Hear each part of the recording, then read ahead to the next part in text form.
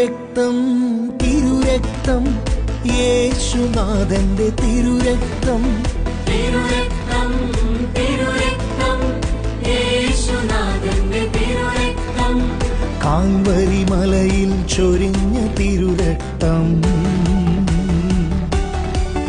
പാപാന്തകാരം നീക്കും തിരുരക്തം